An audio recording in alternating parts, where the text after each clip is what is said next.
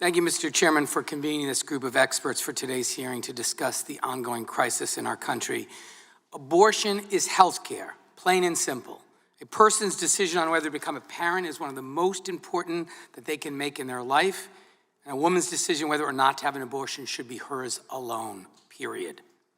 But across America, every day, this fundamental right to health care is being dismantled by politicians, usually men, pushing false narratives to control women's bodies. Their ultimate goal is a national ban on abortion in America. The world they're pushing for is deeply terrifying. A world without any abortion, even for rape or incest. A world where women are criminalized not only for getting an abortion, but potentially for miscarriage or IVF treatment. A world where healthcare providers are hunted down and arrested, and vigilantes that hunt them are rewarded.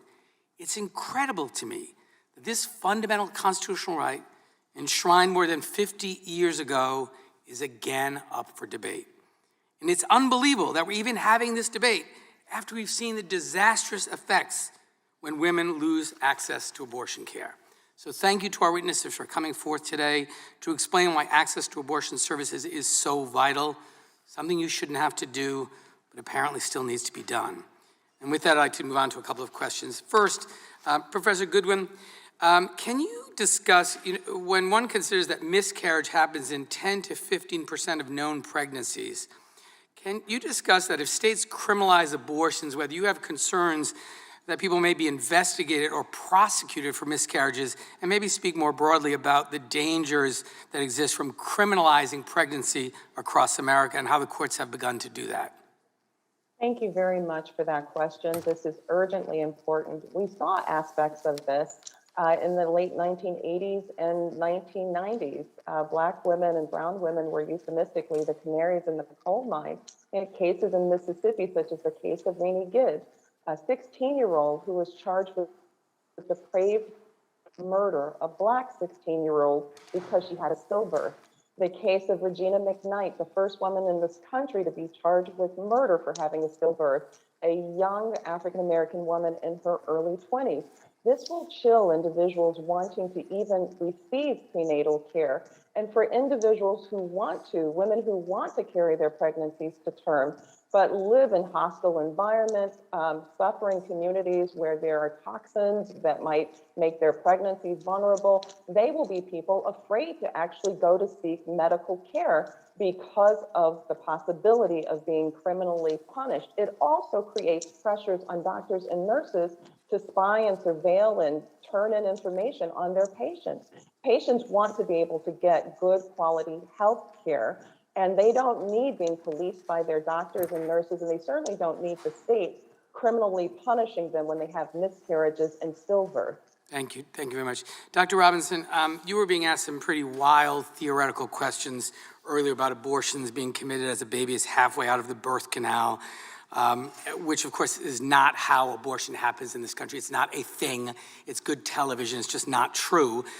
Your time was cut short. Can you please give us a more accurate picture of when abortions typically happen during a pregnancy? Do they happen, what percentage happen in the first 12 weeks?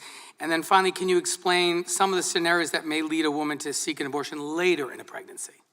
Yes, thank you for the question. The majority of abortions take place in the first trimester, early in the pregnancy. It is very few pregnancies that require or may need an abortion later in the pregnancy.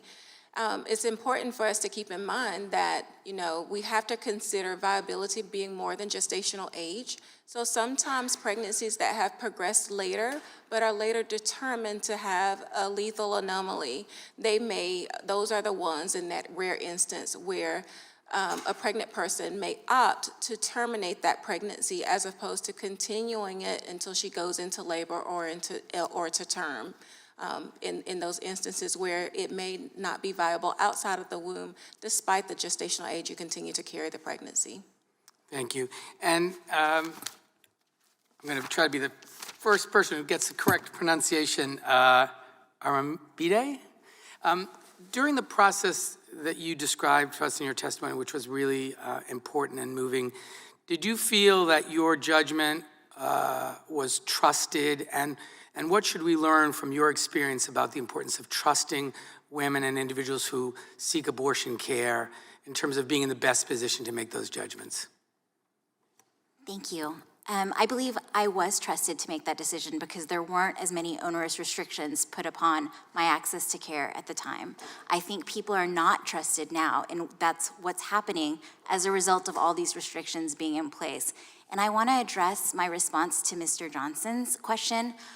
I trust people to make decisions about their body, and just because he asked the question over and over again, implying medical inaccuracies about the way abortion works, that doesn't change my answer. I trust people implicitly to make decisions about their body, and in regard to later abortion, like Dr. Robinson referenced, that can be determined in consultation with their doctor and not a congressman.